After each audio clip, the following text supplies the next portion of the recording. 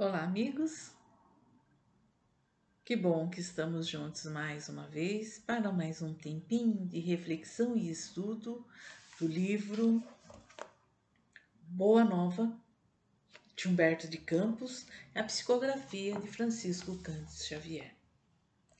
Mas todo encontro espírita, ele se inicia sempre com uma prece. Então, unamos nossos corações, as nossas mentes, e levemos os nossos pensamentos até o Mestre Jesus, ao nosso Pai Celestial, rogando sempre a presença dos benfeitores espirituais ao nosso lado, para que nos deem entendimento, clareza, fé e perseverança também na continuidade do estudo. A tudo isso, nós agradecemos, Mestre, esta oportunidade bendita que nos é oferecida neste encontro. Graças a Deus.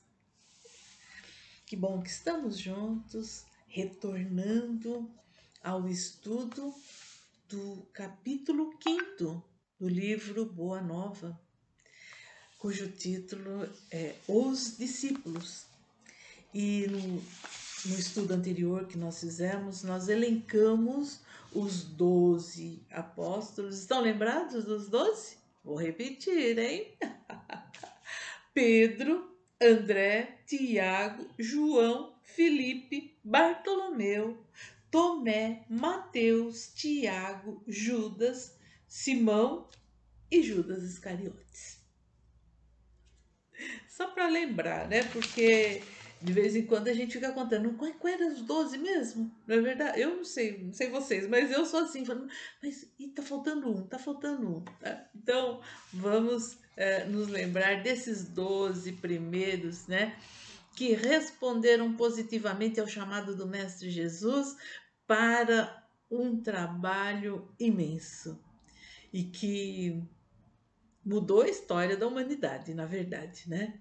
E eles foram colaboradores direto do Mestre Jesus. Que sejamos nós os trabalhadores da última hora e continuemos o trabalho, né? A senda, né? Então, vou fazer a leitura porque na leitura feita, a gente terminou num trechinho que falava assim: iniciando-se, entretanto, o período de trabalhos ativos pela difusão da nova doutrina, o mestre reuniu os 12 em casa de Simão Pedro e lhes ministrou as primeiras instruções referentes ao grande apostolado. Aí, o próprio Humberto de Campos fez uma pausa, que foi a reflexão que nós fizemos no estudo anterior. E hoje, então, eu vou continuar a leitura dali. São muitas instruções.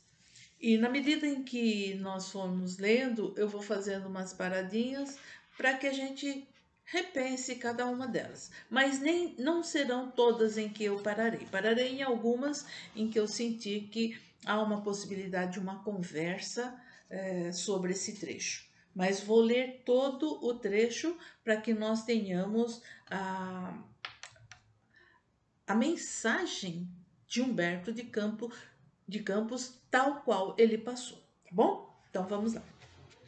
De conformidade com a narrativa de Mateus, as recomendações iniciais do Messias aclaravam as normas de ação que os discípulos deveriam seguir para as realizações que lhes competiam concretizar. Amados, entrou Jesus a dizer-lhes com mansidão extrema: não tomeis o caminho largo por onde anda toda a gente, levada pelos interesses fáceis e inferiores. Buscareis a estrada escabrosa e estreita dos sacrifícios pelo bem de todos. Também não penetreis nos centros de discussões estéreis, à moda dos samaritanos, das contendas que nada aproveitam as edificações do verdadeiro reino no coração, nos corações com sincero esforço. A tal da estrada larga e a estrada estreita, que nós tanto já ouvimos falar. A estrada larga, como ele diz, que é por onde todos caminham, é aquela que só nos oferece facilidades e comodidades. E que é muito fácil entrar por ela. É muito tranquilo. Uai, todo mundo está fazendo, também vou fazer. Não é por aí. Jesus já orienta aqui aos discípulos, né? Dizendo: pegue a estrada escabrosa e estreita dos sacrifícios pelo bem de todos. Quando é para o bem pessoal, a gente faz até certo sacrifício, né? Mas quando vai beneficiar outras pessoas e não tanto a gente, nós pensamos um pouquinho mais, né? E ele está falando, não, é esse o caminho. Aquele caminho que beneficia a maioria das pessoas. Não aquele que atende só ao meu interesse pessoal. Olha, a instrução já está sendo difícil. Continua as instruções de Jesus. Ide antes em busca das ovelhas perdidas da casa de nosso Pai, que se encontram em aflição e voluntariamente desterradas de seu divino amor. Reuni convosco todos os que se encontram de coração angustiado e dizer-lhes, de minha parte, que é chegado o reino de Deus. Buscar os que estão desgarrados, os desaflitos, os desencaminhados. Geralmente a gente também deixa esses pelo caminho, né? Mas a orientação dada aos discípulos do Mestre Jesus é que busquemos todos esses irmãos desgarrados e desesperançados, largados na vida. Continua. Trabalhai em curar os enfermos, limpar os leprosos, ressuscitar os que estão mortos nas sombras do crime ou das desilusões ingratas do mundo. Esclarecei todos os espíritos que se encontram em trevas, dando de graça o que de graça vos é concedido. Buscar o auxiliar todos aqueles que estão enfermos, do corpo e da alma. E aqui é uma orientação, quando a gente estuda o Evangelho segundo o Espiritismo, da questão da mediunidade, que são dons, faculdades que temos e que recebemos pela graça divina e pelo combinado no plano espiritual. Agora é a hora de estarmos utilizando esses dons gratuitamente a tantos quantos forem necessitados dele. Continua Humberto de Campos falando das orientações de Jesus para os seus discípulos. Não exibais ouro ou prata em vossas vestimentas, porque o reino dos céus reserva os mais belos tesouros para os simples. Então não é preciso exibir nada, porque o mestre diz que o reino dos céus é para as pessoas mais simples. Não ajunteis o supérfluo em alforjes, túnicas ou alpercatas para o caminho, porque digno é o operário do seu sustento. Não é preciso que nós tenhamos fortunas para fazer o trabalho. E nós receberemos por esse trabalho. Mas não é o que nós imaginamos em ouro, prata, né? em bens materiais. É isso que nós precisamos ter em mente. Em qualquer cidade ou aldeia onde entrardes, buscai saber quem deseje aí os bens do céu, com sinceridade e devotamento a Deus, e reparti as bênçãos do Evangelho com os que sejam dignos até que vos retireis. Em qualquer lugar onde a gente estiver, se houver pessoas interessadas em ouvir a palavra do Mestre Jesus, as lições deixadas por eles, distribuamos a mancheias. Estejamos preparados para isso. Mas há que se perceber sinceridade e devotamento a Deus para que nós possamos passar esses ensinamentos. Quando penetrardes em alguma casa, saudai-a com amor. O nosso cumprimento aqui, bom dia, boa tarde, mas olha, aquele que sempre foi falado naquelas regiões assim, a paz esteja convosco. Essa é uma saudação maravilhosa, né? Saudai-as. Se essa casa merecer a bênção de vossa dedicação, desça sobre ela a vossa paz. Se, porém, não for digna, torne essa mesma paz aos vossos corações.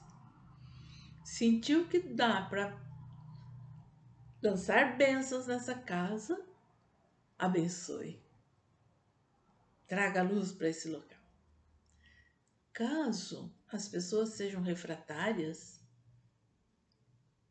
não insista. Guarda para si o teu tesouro e segue adiante. Se ninguém vos receber, nem desejar ouvir as vossas instruções, retirai-vos, sacudindo o pó dos vossos pés, isso é, sem conservardes nenhum rancor e sem vos contaminardes da alheia iniquidade. Não é que está desprezando aquela casa, mas está se preservando, não tendo rancor. Não quer ouvir, nossa, é seu direito, é seu livre-arbítrio, nós não interferimos. Fica a sua paz, que nós continuamos o nosso caminho. Essa é a orientação do Mestre aos discípulos daquela época. Em verdade vos digo que dia virá em que menos rigor haverá para os grandes pecadores do que para quantos procuram a Deus com os lábios de falsa crença, sem sinceridade no coração. Para que observemos a sinceridade quando estivermos tratando das coisas de Deus. Porque olha, ele diz aqui, Jesus, que o dia virá em que os pecadores, os grandes pecadores, aqueles considerados mais terríveis, eles terão mais benevolência do que aqueles que se persignavam e falavam, batendo no peito, Senhor, Senhor, mas eram tudo só da boca para fora, sem a sinceridade do coração. É por essa razão que vos envio como ovelhas ao antro dos lobos, recomendando-vos a simplicidade das pombas e a prudência das serpentes. Então, não ir sem estar atento a tudo o que ocorre. Acautelai-vos, pois, dos homens, nossos irmãos, porque sereis entregues aos seus tribunais e sereis açoitados nos seus templos suntuosos, de onde está exilada a ideia de Deus. Então, nos lugares mais suntuosos, mais exuberantes, às vezes até templos, a ideia de Deus é afastada. Não se cultua o Deus eterno. Essa ideia tem que ficar fora daquelas portas. Então, temos que tomar cuidado, porque são nesses tribunais onde esses discípulos que estavam sendo enviados ao trabalho, ao seu ministério, seriam, então, julgados, né?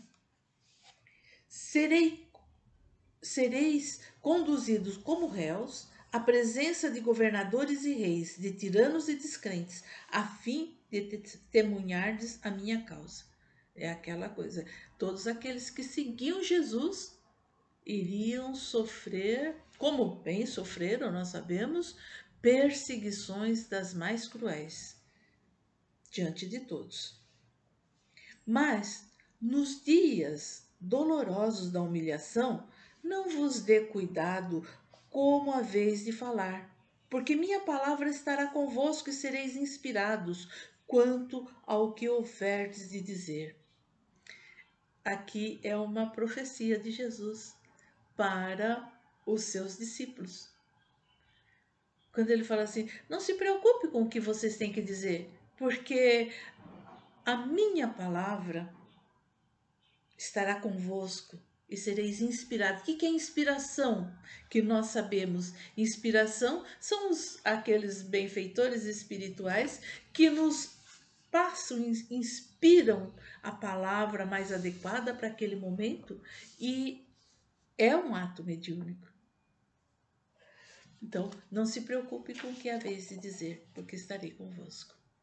Porque não somos nós que falamos. O Espírito amoroso do nosso Pai é que fala em todos nós. No trabalho, na senda de Jesus, a palavra nunca é a nossa palavra. A palavra sempre é a palavra do plano espiritual superior, em qualquer circunstância. Por mais simples que seja, será sempre a palavra do alto que estará antes da nossa própria palavra. Nesses dias de sombra, em que se lutará no mundo por meu nome, o irmão entregará à morte o próprio irmão, o pai e os filhos, espalhando-se nos caminhos, o rastro sinistro dos lobos da iniquidade. Os que me seguirem serão desprezados e odiados por minha causa, e aquele que perseverar até o fim será salvo. Nós víamos isso naquela época, porque era um momento assim, eu penso que seja até um momento muito parecido com o que nós estamos vivendo agora. Era uma transformação na humanidade, essa presença firme de Jesus, até era por isso mesmo. É muito parecido com os dias de hoje, quando nós temos na nossa família várias denominações religiosas e muitos brigam entre si. E há um separatismo até dentro das próprias famílias, pela intolerância. E é o que Jesus está dizendo aqui. Mas se nós perseverarmos na nossa fé, no Mestre Jesus e em Deus, nós teremos um entendimento de que estaremos fazendo o que é o melhor a ser feito. E o entendimento de que esse é o caminho. Por enquanto, é o que temos a percorrer. Quando, pois, fordes perseguidos numa cidade, transportai-vos para outra, porque em verdade vos afirmo que jamais estareis nos caminhos humanos sem que vos acompanhe o meu pensamento. Então, não importa onde nós estejamos, onde os discípulos estivessem, o pensamento do Mestre Jesus estaria com eles. Não os abandonaria, não os deixaria sozinhos um só momento. E essa promessa se estende a nós, discípulos do Mestre também. Nunca estamos sós. Se tendes de sofrer, considerai que também eu vim à terra para dar o testemunho, e não é o discípulo mais do que o mestre, nem o servo mais do que o seu senhor. Então, como discípulos do mestre, nós sabemos que o nosso padecer, né, o nosso caminhar, o nosso sofrimento é muito inferior ao que o Cristo passou. Com certeza. Porque ele está dizendo, o discípulo não é mais do que seu mestre, não vai sofrer mais do que seu mestre. E o serviçal, o escravo, que seja, não vai sofrer mais do que o seu senhor. Se o adversário da luz vai reunir contra mim as tentações e as zombarias, o ridículo e a crueldade, que não fará os meus discípulos? Já se preocupando com as situações terríveis pelas quais os próprios discípulos dele passariam, do Mestre Jesus passariam. Porque se ele mesmo sofreu tanto escárnio, tanta zombaria, tanta humilhação, o que estaria esperando a esses seguidores do Mestre? Todavia, sabeis que acima de tudo está o nosso Pai, e que, portanto, é preciso não temer, pois um dia toda a verdade será revelada e todo o bem triunfará. E nós estamos vendo essa situação acontecendo para e passo, porque muitas das coisas que a doutrina espírita, estou falando agora de doutrina espírita, né? Nos foi colocando no correr desde do lançamento da codificação, estão agora sendo comprovadas. Os livros de André Luiz, que é muito da parte científica, estão agora, 50, 60 anos depois, sendo colocados. Olha, isso aqui já era dito lá no livro do André Luiz.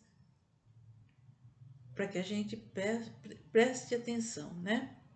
Que nada vai ficar oculto. O que vos ensino em particular, difundi-o publicamente, porque o que agora escutais aos ouvidos será objeto de vossas pregações de cima dos telhados. Jesus falava muito, lembra que ele se reunia na casa de Simão Pedro no final do dia, né? Todos chegavam de seus trabalhos e iam para a casa de Simão Pedro. E ele falava muito para esses discípulos orientações que depois deveriam ser aplicadas no dia a dia. Ou, atentos àquelas orientações, pudesse se conduzir na sociedade. E aqueles 10 que acompanhavam Jesus, acompanhavam os discursos, as suas pregações públicas, que eram de uma amorosidade, mas não tinham essas instruções detalhadas, como o Mestre Jesus está dando aqui para os discípulos. E que também serve para nós no nosso dia, né? Continuemos. Trabalhai pelo reino de Deus e não temais os que matam o corpo, mas não podem aniquilar a alma. Temei antes os sentimentos malignos que mergulham o corpo e a alma no inferno da consciência.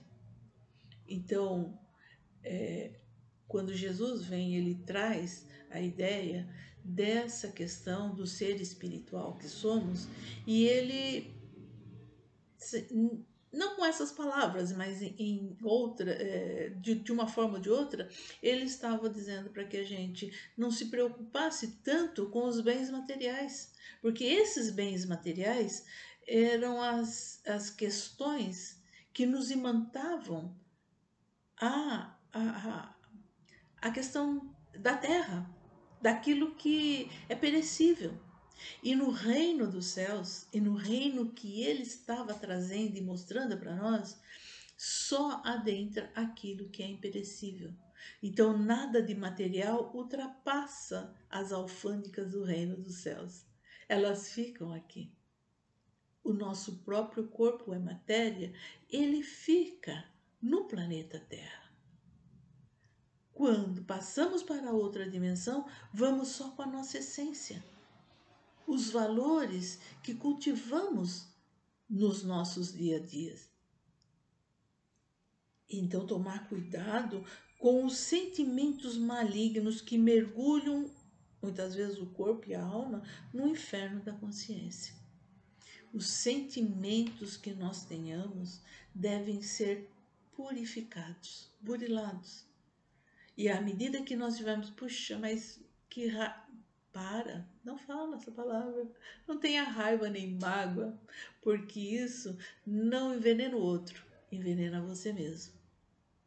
E as leis de Deus que estão gravadas na nossa consciência estão sendo maculadas nesse instante. Então, vamos tomar atenção com as nossas atitudes e com os nossos sentimentos. Não se vendem 2 passarinhos por um ceitil? Entretanto, nenhum deles cai dos seus ninhos com a vontade do nosso Pai. Até mesmo o cabelo de nossas cabeças estão contados. Então, o Pai sabe de tudo. Deus sabe de tudo. E muitas vezes nós ficamos aqui, mas Deus não está vendo isso? Está vendo sim. Está percebendo tudo. Nós é que não percebemos que muitas vezes as dores que sofremos são criadas por nós mesmos e são lições a serem aprendidas. Não temais, pois, porque um homem vale mais do que muitos passarinhos. Empregai-vos no amor do Evangelho, e qualquer de vós que me confessar diante dos homens, eu o confessarei igualmente diante do meu Pai que está nos céus. É a questão da fé, da confiança, né? E dessa firmeza e perseverança no caminhar. Muitas vezes seremos taxados de ingênuos, pueris, bobos, em outras palavras, porque nós resolvemos atentar para o Evangelho. Nessa hora, nós estamos confessando que estamos seguindo o Evangelho do Mestre Jesus. Para o mundo material, nós somos tolos, ingênuos, bobos. Mas nesse momento nós estamos assinando ali que acreditamos no Evangelho do Mestre Jesus. E Evangelho, vamos lembrar, significa boa nova, que é o nome também desse livro que nos propõe essa reflexão tão intensa e tão valorosa. Então, as lições do Mestre Jesus que foram passadas, eu fui lendo e fui fazendo comentário para os seus discípulos, elas não perdem em nem uma letrinha o sentido para nós também, depois de 21 séculos. Estejamos atentos, percebamos a grandiosidade desse Evangelho e sejamos mais conscienciosos em seguir o Evangelho do Mestre Jesus. Essa moral foi a que nós adotamos para nós. Ah, mas eu vou adotar isso, mas não vou adotar isso. Não, ela tem que ser seguida na íntegra, em todo o seu conteúdo. Então, para encerrar, agora eu vou ler o trecho inteiro.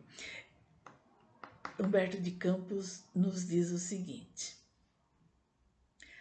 as recomendações de Jesus foram ouvidas ainda por algum tempo, e terminada a sua alocução, no semblante de todos perpassava a nota íntima da alegria e da esperança.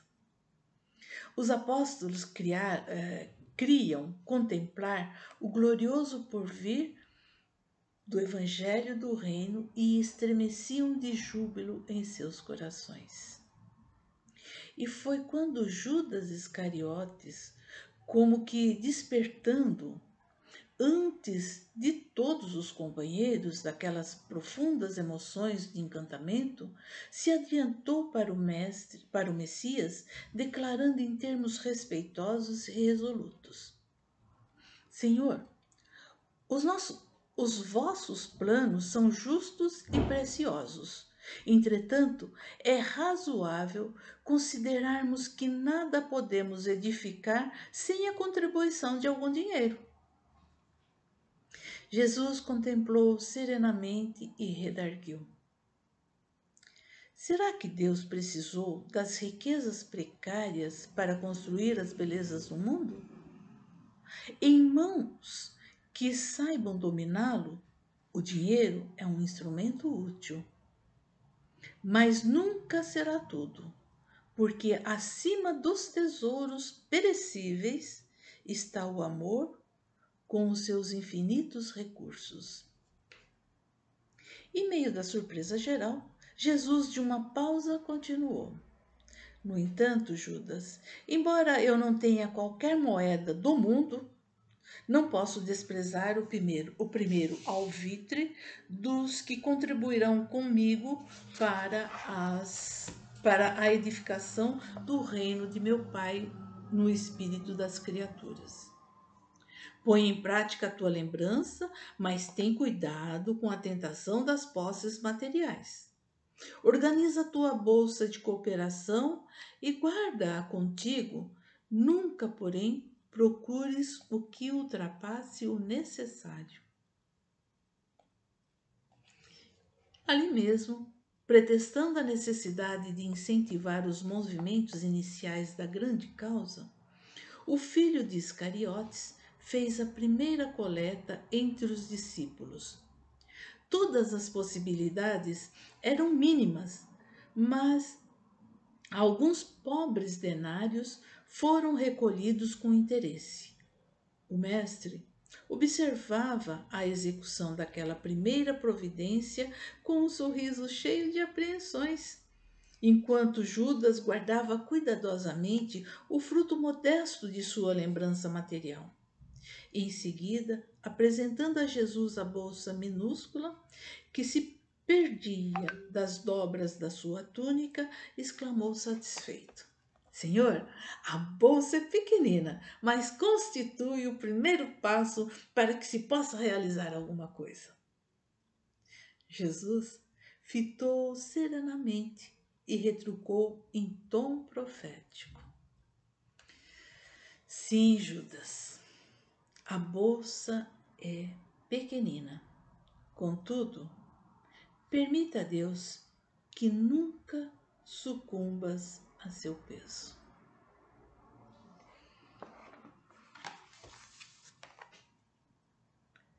Que capítulo! Que lição Humberto de Campos nos traz! E como ele mostra a grandeza de Jesus no entendimento de cada um dos seus discípulos, na preocupação que tinha com cada um dos seus discípulos. E por extensão, por cada um de nós. Que possamos ser discípulos sinceros, realmente imbuídos da grande necessidade de fazer o bem, posto que nós é que somos carentes desse bem. De doarmos aquilo que temos de melhor em nós para a construção. Primeiro em nós, não é por egoísmo, e depois nos outros, é para que se garanta a edificação desse reino. A mudança começa primeiro em nós, na nossa casa, no nosso dia a dia, no nosso trabalho, no nosso olhar às pessoas com quem convivemos. Possamos nós, nesse instante, percebermos a grandiosidade do Mestre, a imensidão do seu amor, em trazer essa boa nova para os nossos dias. E no cuidado que teve na escolha daqueles que iriam transmitir as suas lições. Aqueles 12 que iniciaram e tantos outros que vieram em seguida, mostrando também a sua fragilidade para dizer assim, eles podem, eles puderam, eles se empenharam, você também pode. Olha a história de Humberto de Campos, olha a história de Emmanuel, olha a história de Francisco Cândido Xavier. Eles se dedicaram e fizeram a escolha pelo bem maior. Podemos nós? Se quisermos ser os discípulos do Mestre Jesus, os aprendizes do seu Evangelho, olha o detalhe que no finalzinho, veja como Humberto de Campos é perspicaz. Até quando ele estava passando as lições, as recomendações do Mestre Jesus, eram os discípulos. Lembra porque eu estava questionando a questão de discípulo e apóstolo?